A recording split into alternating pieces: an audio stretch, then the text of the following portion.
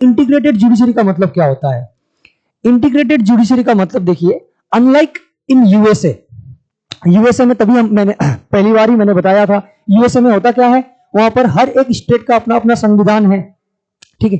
तो हर एक स्टेट का अपना अपना संविधान है, तो एक स्टेट में लॉ कुछ अलग हो सकता है, दूसरा स्टेट में लॉ अलग हो सकता है।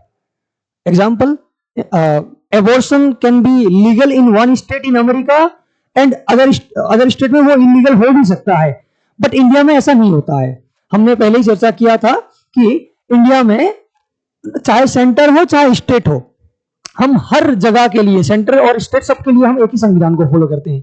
तो भारत में जुडिशरी किस तरीके का रहता है? ये एक हायरार्की पर रहता है, ये एक हायरार्की पर रहता है कि सबसे ऊपर रहेगा supreme court, then high court, then जो लोअर कोर्ट है या डिस्ट्रिक्ट कोर्ट है या सबऑर्डिनेट कोर्ट्स हैं, ठीक है। एक हायरार्की पर रहता है, और चाहे आप यहां पर कहो सुप्रीम टॉप लेवल पर कहो, चाहे बॉटम लेवल पर कहो, यहां पर हम एक ही कानून को फॉलो करते हैं।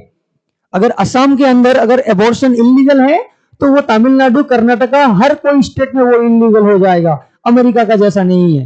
यहाँ पर जो जुडिशरी है वो इंटीग्रेटेड, हर लेवल पर हम एक ही कानून को फॉलो करते हैं। This is the integrated judicial system of India.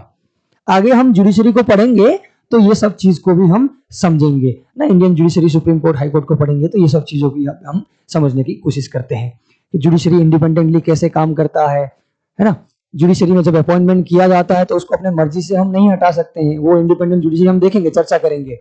अगर किसी जज को अगर रिमूव करना होता है, रिसेंटली मैटर सामने भी आया था, आपको आपने न्यूज में देखा होगा कि जज को रिमूव करना है तो कैसे रिमूव कर सकते हैं। रिमूव करने का ग्राउंड जो है संविधान में लिख के दे दिया गया है, एंड जजेस can be removed only on that ground that is mentioned in the constitution. कोई अपनी मर्जी